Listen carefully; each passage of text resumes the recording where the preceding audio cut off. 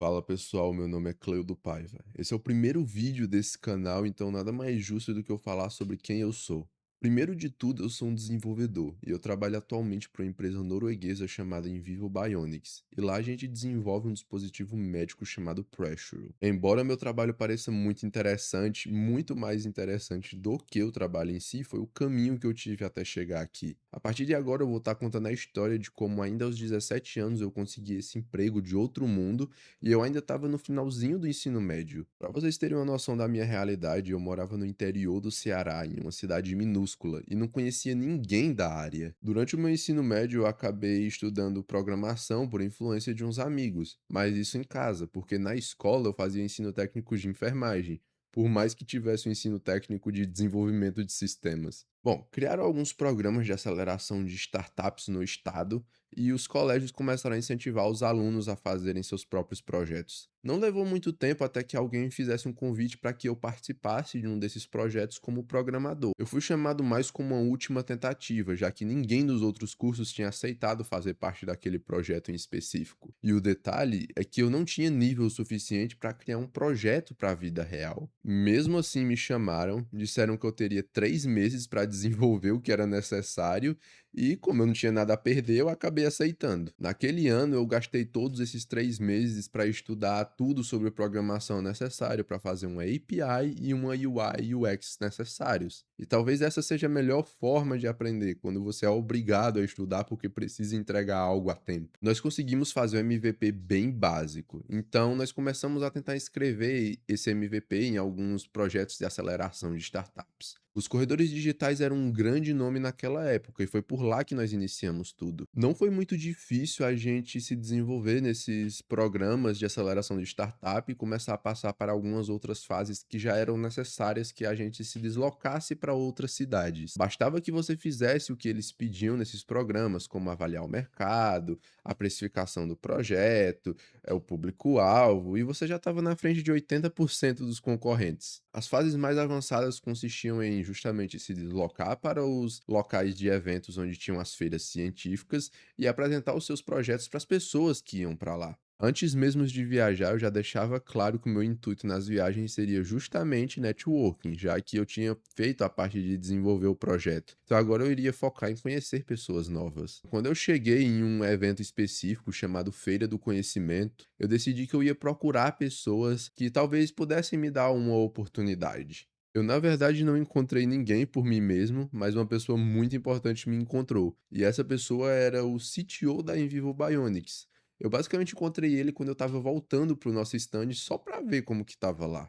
E é aqui onde entra o ponto principal da história. Eu vou te falar o que basicamente me fez ser escolhido e mostrar que isso é uma coisa pouco falada na nossa área, por mais que seja muito importante. O cara procurava alguém claramente com mais conhecimento técnico do que o que eu tinha na época. Embora eu não soubesse tudo o que ele perguntava, eu tinha uma postura muito incisiva e mostrava que eu estaria disposto a aprender e resolver qualquer problema que ele jogasse para mim. A minha postura de ser alguém que falava com muita seriedade passava muita confiança para ele e fez ele enxergar algum tipo de valor em mim. Enquanto outras pessoas lá ficavam com muito medo e não conseguiam responder direito a ele, eu não tinha nenhum desses problemas, porque eu já sabia que eu não tinha nada a perder lá. Então, mesmo quando ele perguntava se as pessoas tinham coragem de ir para a Noruega, a maioria das pessoas congelavam. Só que no meu caso eu falei, claro, por que não? Depois disso, eu acho que eu não preciso nem falar que ele me deu uma oportunidade de tentar mostrar o meu valor. Opa, pessoal, eu tô parando o vídeo aqui para clarificar um pouco o que eu acabei de dizer e o que eu vou dizer em seguida. Embora pareça que tudo ocorreu muito rápido e fácil, na verdade a gente penou para conseguir estar no evento. A galera do grupo teve que vender bolo de pote na cidade para conseguir dinheiro para ir nesse evento, já que nada foi providenciado pela escola. E outro detalhe, nós não fomos em um único evento, nós inscrevemos diversos projetos diferentes em diversos programas diferentes e tentamos aproveitar o máximo de oportunidade de apresentar alguma coisa fora da nossa cidade. Aqui no vídeo, eu resolvi focar no evento onde eu encontrei a oportunidade, mas isso não foi de primeira. Além disso, eu não recebi a oportunidade de mão beijada assim. Depois do encontro que a gente teve, o CTO marcou uma reunião comigo para saber a respeito do meu inglês. Bom, eu era um estudante de escola pública e tinha 17 anos. Além disso, nunca tinha viajado para fora, então meu inglês era muito miojo. Além do inglês, ele também precisava saber sobre alguns conhecimentos técnicos específicos que iríamos utilizar dentro da empresa, como IoT, Embedded System Development e esse tipo de coisa. Não era nem para eu ter conseguido a oportunidade. O que aconteceu foi que eu tentei tanto mostrar que iria conseguir melhorar o meu inglês e que seria útil para eles, que eu acho que ele aceitou só pela curiosidade de saber se eu ia conseguir mesmo. Então nós fizemos um trato. Ele me daria 3 meses de teste lá dentro. Ou seja, eu teria 3 meses para conseguir me comunicar com todo mundo e começar a contribuir com a Codebase de maneira significativa. Foram quase 3 meses de pair programming, com o CTO, mais um cara aqui do Brasil, porque tinha mais um cara fazendo o teste comigo, e por último, eu, onde o CTO se recusava a falar português, porque ele queria que a gente evoluísse rápido. No fim dos 3 meses, iriam chegar mais 2 desenvolvedores, um sueco e um bielorrusso. Esses não falavam português e cada um de nós iria fazer pair programming com um deles dois. Então, se quando eles chegassem eu não conseguisse me comunicar, já era pra mim. E esse foi exatamente o momento onde quase tudo deu errado. Um daqueles caras era fluente em inglês e se esforçava pouco pra entender o que eu falava com meu inglês miojo. Eu quase vi a oportunidade de ir embora das minhas mãos naquele momento, mas decidiram me trocar com um outro desenvolvedor, pois eu era muito melhor na parte que esse outro estava responsável. Depois disso, eu consegui me manter seguro. Passei por mais 3 meses de teste nessa modalidade, então foi quando eu iria entrar para um teste de 6 meses, onde o teste iniciava com eu tendo que ir para a Noruega. Aqui foi onde eu ganhei eles na parte técnica. Nesses 6 meses eu desenvolvi boa parte das tasks que nós tínhamos. E como eu pensava bastante sobre o projeto, eu já tinha soluções para problemas que iríamos ter futuramente, como deploy e design system. Outro ponto importante foi que o CTO, aquele mesmo cara que me deu a oportunidade, ia se aposentar. Então iriam haver coisas que apenas eu saberia como funcionavam. A verdade aqui foi que meu nível técnico melhorou muito ao longo daquele ano, e eu já estava praticamente independente no que dizia respeito à programação, então acabou sendo vantajoso para eles que eu ficasse por lá. Então, agora que eu expliquei essa parte, eu vou deixar o vídeo rolar normalmente. E isso não significava que eu tinha sido contratado, mas que eu ia passar por testes internos na Invivo Bionics e se as pessoas de lá achassem que eu realmente era valioso, eu poderia continuar. Mas como eu voltei toda a minha vida para aquilo, eu consegui evoluir muito rápido lá dentro, pois todos os meus dias eu gastava tentando estudar o que tinha lá dentro e tentando resolver o máximo de problemas possível que eles tinham. Então eles viam que eu estava me dedicando realmente para aquilo. Depois de um tempo eu acabei recebendo um convite para viajar para Noruega e passar uns 2 meses lá. Eu tinha acabado de completar 18 anos, então nem passaporte eu tinha ainda. Eu tive que correr para resolver tudo isso e ao invés de ficar um pouco apreensivo com o fato de ter que ir para lá, eu estava muito animado, porque eu não podia perder essa oportunidade de nenhuma maneira. E muitas pessoas na realidade me chamaram de louco e disseram que a minha família também era louca de permitir esse tipo de coisa, porque você viajar para um país tão longe e do nada sem ter experiência é uma coisa que realmente requer coragem. Mas foi justamente essa coragem que me fez se destacar lá dentro. Durante o período de testes, teve uma habilidade minha que chamou muita atenção deles, e que na verdade nem é uma habilidade de desenvolvedor, é uma habilidade que eu desenvolvi no meu curso de enfermagem, que é a habilidade de saber falar e fazer apresentações para as outras pessoas.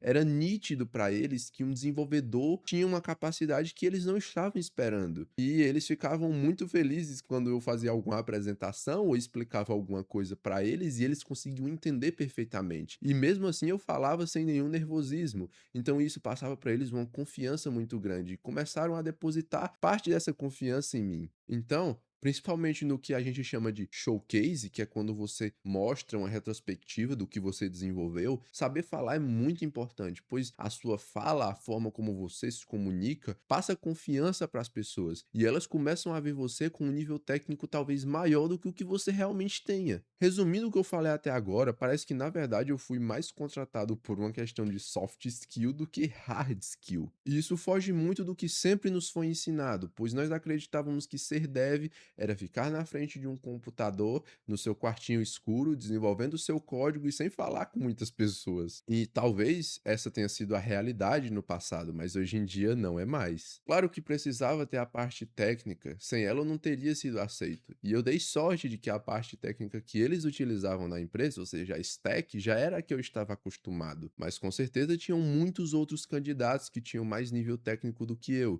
E mesmo assim, eu fui o escolhido para continuar lá dentro. Basicamente, 2 coisas foram extremamente importantes para minha aceitação lá dentro. A primeira de todas e óbvia foi a autoconfiança, e a segunda foi o gosto que eu tinha pela área, e principalmente por programação naquele momento. E na verdade não existe fórmula mágica, e se você achava que eu ia dizer alguma estratégia louca para conseguir um emprego, você talvez ainda não tenha entendido o que que essa área significa hoje em dia. As pessoas negligenciam na hora quando alguém mais experiente que elas fala que elas precisam de alguma coisa que não depende diretamente delas para conseguir uma vaga de emprego. O que eu quero dizer com isso é que uma oportunidade, na verdade, depende de 3 coisas: sorte, timing e preparo. E para mim, a sorte e o timing são quase que uma coisa só. Então dá para considerar só uma, faltando só sorte e preparo. E agora eu quero falar com quem precisa de um emprego ou talvez até um melhor. Acontece que a oportunidade não vem se você acha que funciona como um jogo que você precisa ser habilidoso o suficiente para conseguir a oportunidade que quiser. Na verdade, é como se fosse um jogo que depende tanto de sorte como de habilidade. E nesse tipo de jogo não adianta só treinar e conseguir de cara. Você precisa tentar jogar o jogo várias vezes, pois a sorte também é um fator determinante nele. Então, o seu preparo junto da sua sorte vai definir se você vai conseguir ou não. E como você não controla a sorte, a única coisa que você pode controlar é quantas vezes você joga o jogo de novo. E uma hora a sorte vai se encaixar com a sua habilidade. E o mundo do trabalho é exatamente assim. Não importa exatamente se você tem um nível técnico assombroso, talvez se você tentar somente uma vez você não consiga a oportunidade que queira, mas muito mais chance você teria se você tentasse diversas e diversas vezes, até mesmo se não tivesse o nível técnico que você queria ter. Inclusive, um ponto interessante aqui: esse nível técnico que as pessoas criam na cabeça delas nunca vai ser atingido, pois você sempre espera ser um quase que sênior para aplicar para uma vaga de júnior, quando na verdade, se você já tivesse tentando, você talvez já tivesse conseguido, e foi o meu caso. Nós contratamos um desenvolvedor na Envivo que ele não tinha mais nível técnico que os outros candidatos, mas ele passava mais confiança no que ele estava fazendo e ele passava uma postura melhor. Então nós sabíamos que uma pessoa daquelas aprende fácil e também se esforça para resolver os problemas. E mais importante do que tudo isso, ela acredita que pode resolver os problemas. Então ela não baixa a cabeça frente a um desafio. Então não se preocupa se a empresa te contratou e você acha que não é capaz. A empresa sabe que você é capaz porque eles decidiram te contratar. A não ser que você tenha mentido, o que eu espero que você não esteja fazendo. Mas, resumido, mesmo que você ache que não é capaz e se você na entrevista fala só a verdade sobre você, então acredite que a empresa te contratou porque ela sabe que você é o cara certo. Então, dito tudo isso, por que não tentar? Por que não jogar currículo em todo lugar, mandar mensagem diretamente para os recrutadores e para eventos fazer networking? Por que que muitas pessoas da nossa área esperam, eu quero aprender A e depois B e depois C e só então eu vou aplicar? E aí nunca consegue a vaga e depois fica falando que o mercado tá uma droga. Então basta você ir atrás, demonstrar que você tem confiança em você mesmo e que você não tem nada a perder. E as coisas uma hora vão dar certo. Bom, mas depois de tudo isso eu queria perguntar se você tem alguma dúvida de como as coisas aconteceram. Se você tem uma história parecida ou se você está por um caminho parecido com o meu. Eu vou deixar vocês por aqui, depois eu vou voltar com o verdadeiro conteúdo que esse canal vai ter. Eu vou mostrar um conteúdo inovador para o YouTube BR, vou ensinar a galera daqui a criar tudo. Bom, assim sendo, muito obrigado até aqui.